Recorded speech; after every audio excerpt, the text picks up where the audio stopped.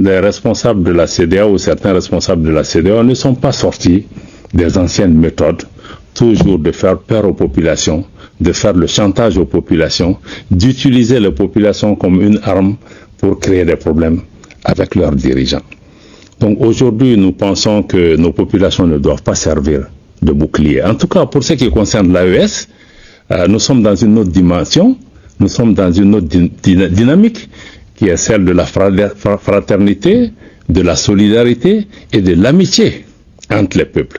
Et dans ce contexte, toutes les populations africaines sont les bienvenues dans notre pays. Et je voudrais, au nom des plus hautes autorités du Mali, rassurer nos compatriotes que tout est mis en œuvre par les plus hautes autorités pour pouvoir protéger et appuyer apporter toute l'attention nécessaire à nos ressortissants qui vivent dans les autres espaces autour de nous. Mais je pense que les gens doivent pouvoir se rassurer et continuer à vaquer à leur occupation.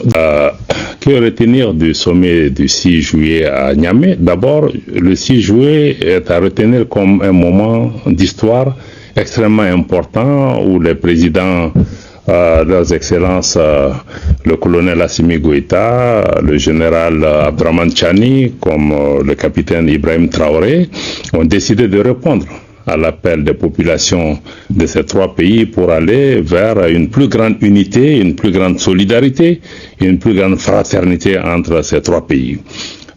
Niamey, ce qui frappe, je crois que c'est cette grande mobilisation des jeunes, femmes, toutes les composantes de la société nigérienne qui s'est mobilisée avec beaucoup d'enthousiasme, et nous pouvions voir sur le visage des enfants, de toutes les personnes rencontrées, toutes les attentes par rapport à cette nouvelle configuration qui a été mise en place à travers la Confédération. Et naturellement, pour le Mali, il s'agit aussi de l'aboutissement de tout un processus qui a commencé il y a quelques mois et qui a culminé avec ce sommet important qui dessine une nouvelle page de l'histoire de nos peuples pour renforcer leur intégration. Mais c'est surtout le fait que une grande confiance a été placée en notre pays à travers son Excellence le colonel Assimi Goïta, président de la transition, chef de l'État, pour présider aux destinées de cette confédération. Donc je pense que c'est des moments de grande responsabilité aussi pour notre pays, mais un moment d'engagement fort pour essayer de travailler autrement pour proposer une alternative au modèle d'intégration qui existait dans notre espace. Monsieur le ministre, vous venez de parler de la création de la Confédération de l'Alliance des États du Sahel par les trois chefs d'État. Pouvez-vous expliquer à nos téléspectateurs c'est quoi la Confédération? C'est vrai que nos chefs d'État ont voulu mettre en place une nouvelle dynamique. Et cette dynamique s'est faite à travers la Confédération des États du Sahel. Une confédération, pour que nous comprenions bien pour les téléspectateurs, c'est une union d'États souverains qui préservent et maintiennent leur indépendance, mais qui décident de déléguer certaines de leurs compétences à des organes dans des domaines précis. Et dans le cas de l'AES, c'est les trois grandes dimensions. C'est d'abord dans le domaine de la défense et de la sécurité, d'une part.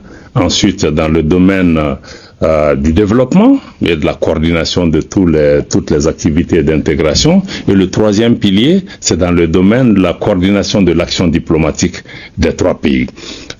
Une confédération, par définition, est aussi différente d'une fédération, parce que les pays préservent un certain nombre d'éléments, même si ils délèguent des compétences dans ces trois domaines précis. Une fédération, c'est vraiment un État. Nous n'en sommes pas encore là, mais la vision, c'est de travailler à pouvoir arriver à une fédération des trois États. C'est bien dit. L'une des conclusions du sommet de l'AES a été de confier au chef de l'État du Mali la présidence de la Confédération de l'AES. C'est un honneur, mais aussi un challenge. Un commentaire? Je pense que son Excellence le président Goïta est aussi un homme de défi. Et c'est aussi une grande responsabilité pour notre pays, mais c'est surtout une opportunité de pouvoir s'élever à la hauteur de la confiance, parce que c'est une marque de confiance importante de présider aux destinées d'une confédération pour la première tâche, et c'est l'occasion de pouvoir travailler. Ce qui se fera ne se fera pas par le président Goïta ou par le Mali en solitaire ou en solo. Ça sera vraiment un travail d'équipe avec les autres chefs d'État dans un esprit de solidarité, mais surtout ce qui est important, c'est que ces chefs d'État ont une vision commune, ont des objectifs communs, et déjà le travail ensemble a déjà commencé, notamment dans le domaine de la sécurité. Vous voyez les avancées sur le terrain. Aujourd'hui, le défi, c'est vraiment de pouvoir aller vers des réponses concrètes à travers des projets intégrateurs, et comment pouvoir unifier cet espace pour répondre aux préoccupations de nos populations, mais aussi renforcer la libre circulation des personnes dans cet espace. Ce qui est important, ce que nous souhaitons, c'est que les Maliennes et les Maliens comprennent que c'est une confiance qui est faite à notre pays, et que nous puissions nous mobiliser derrière nos autorités, avec nos autorités et avec les peuples et les autorités des autres pays, pour pouvoir montrer que c'est possible de faire les choses différemment, en comptant d'abord sur nous-mêmes, sur nos propres ressources, tout en restant ouvert à tout apport extérieur. Monsieur le ministre, beaucoup s'interrogent sur les relations entre les pays membres de l'AES et la CEDEAO. Est-ce que la création de la Confédération AES signe la rupture consommée avec la CEDEAO? Bon, vous savez, l'AES est née dans un contexte différent, notamment pour faire face à une menace existentielle qui était dirigée contre le Niger et contre les autres pays membres. À partir de cet instant, il a été décidé plutôt de travailler pour une vision, pour des objectifs communs, pour pouvoir atteindre un certain nombre d'objectifs. Aujourd'hui, nous ne pensons pas que l'AES soit en opposition à qui que ce soit, mais nous travaillons plutôt pour réaliser des choses pour nos populations. Naturellement, par rapport à la CEDEAO, nos chefs d'État ont été très clairs. À Niamey, vous les avez entendus en indiquant que le retrait des 3 pays de la CEDEAO est irrévocable et a été fait sans délai. Et à partir de cet instant, nous devons cesser de regarder dans le rétroviseur. Nous voulons vraiment travailler plutôt à matérialiser cette volonté-là. Monsieur le ministre, à vous suivre avec la CEDEAO, c'est un chemin de non-retour pour reprendre le président Assimi Goïta. Cependant, à l'issue du 65e sommet de la CEDEAO, le retrait de la CEDEAO va entraîner des conséquences sociales, économiques, politiques et diplomatiques. Que ce soit pour la CEDEAO ou sur un certain nombre d'options majeures qui ont été prises, comme le président l'a indiqué, ce n'est pas seulement que pour la CEDEAO, sur un certain nombre de questions, de relations avec certains partenaires qui n'étaient pas sincères, un chemin de non-retour a été pris. Et ceci, il faut pouvoir intégrer ça, que nous puissions vraiment avancer aujourd'hui dans le sens que nous souhaitons pour nos pays et pour nos peuples. À mon avis, c'est ce qui semble, à mon avis, être le point le plus important. Et aujourd'hui, il n'est pas question vraiment de s'attarder sur ces questions. Nous devons plutôt travailler à réaliser ce qui est important pour les populations de cet espace. Nos chefs d'État y sont engagés. Ils veulent mettre en place une architecture d'intégration, parce que aussi il faut que nous comprenions que c'est que le travail que les chefs d'État veulent faire dans le cadre de la Confédération, c'est de sortir des schémas classiques, parce qu'autrefois on dit qu'il faut créer une organisation, non, ce n'est pas une organisation, c'est une confédération, donc une association d'États, donc un processus intergouvernemental qui nous permettra de travailler avec plus d'autonomie, plus de souplesse, pour d'abord, assurer la sécurité. Aujourd'hui, il y a un niveau avancé de collaboration et de coopération entre les forces de défense et de sécurité sur le terrain qui ont enregistré des succès appréciables et qui sont à l'offensive face à des groupes ennemis.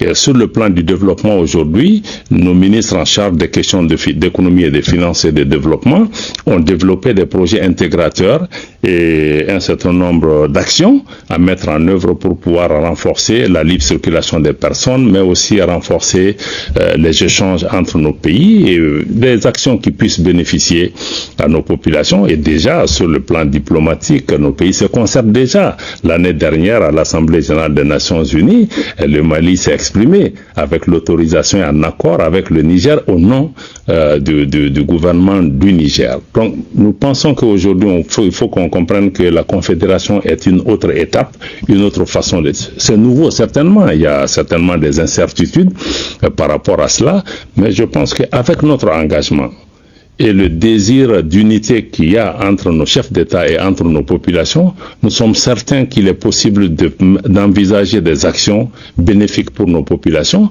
mais tout en restant ouvert aussi à un travail avec nos voisins et d'autres organisations avec lesquelles nous partageons cet espace et avec lesquelles nous sommes condamnés de vivre. Mais nous avons une autre approche, nous avons une vision, nous avons nos objectifs, mais nous allons devoir maintenir les discussions avec les autres pour avancer. Mais je pense que le chemin qui est engagé n'est pas réversible. Une dernière question, Monsieur le ministre, si vous le permettez. Des informations font état d'imposition de visa aux ressortissants de l'AES dans l'espace CEDEAO. Qu'en est-il? Merci infiniment. Vous savez, j'ai le communiqué des chefs d'État sous la main ici, que j'ai parcouru en long et en large parce que j'ai entendu parler d'éléments par rapport. Je ne vois aucune référence dans le communiqué des chefs d'État par rapport à des restrictions qui seraient imposées à la circulation de nos ressortissants dans cet espace. Mais même si ce que vous dites, s'il était avéré, ça veut dire que ça nous donne raison en ce sens que probablement les responsables de la CEDEAO ou certains responsables de la CEDEAO ne sont pas sortis des anciennes méthodes, toujours de faire peur aux populations, de faire le chantage aux populations, d'utiliser les populations comme une arme pour créer des problèmes avec leurs dirigeants. Donc aujourd'hui, nous pensons que nos populations ne doivent pas servir de bouclier. En tout cas, pour ce qui concerne l'AES, nous sommes dans une autre dimension, nous sommes dans une autre dynamique qui est celle de la fraternité, de la solidarité et de l'amitié entre les peuples. Et dans ce contexte, toutes les populations africaines sont les bienvenues dans notre pays et je voudrais au nom des plus hautes autorités du Mali, rassurer nos compatriotes que tout est mis en œuvre par les plus hautes autorités pour pouvoir protéger et apporter toute l'attention nécessaire à nos ressortissants qui vivent dans les autres espaces autour de nous. Mais je pense que les gens doivent pouvoir se rassurer et continuer à vaquer à leur occupation. Dans tous les cas, vous savez, un processus d'intégration, il y a des gains et des pertes pour tout le monde.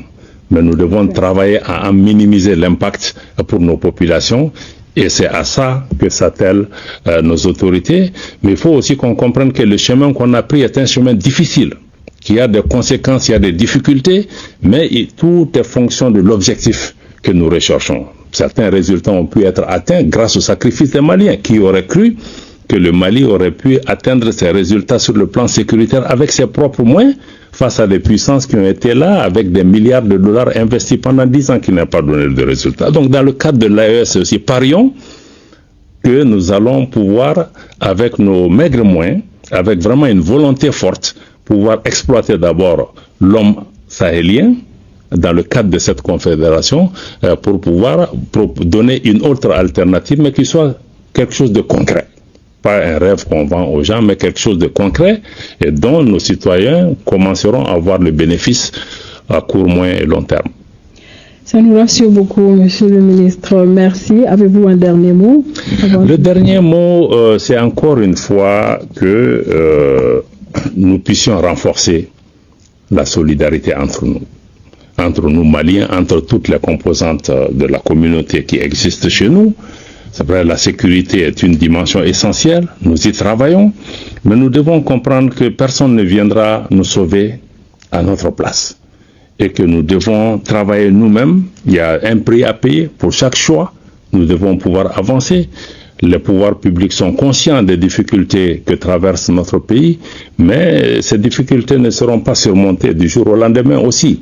Donc nous devons pouvoir maintenir le cap pour faire en sorte que nous travaillons dans un pays, nous arrivons à avoir un pays en sécurité, un pays stable, un pays où la prospérité est partagée, où les dirigeants communiquent en toute transparence aussi avec les populations sur les difficultés et qu'on puisse se mobiliser pour trouver ensemble des solutions qui préservent notre pays.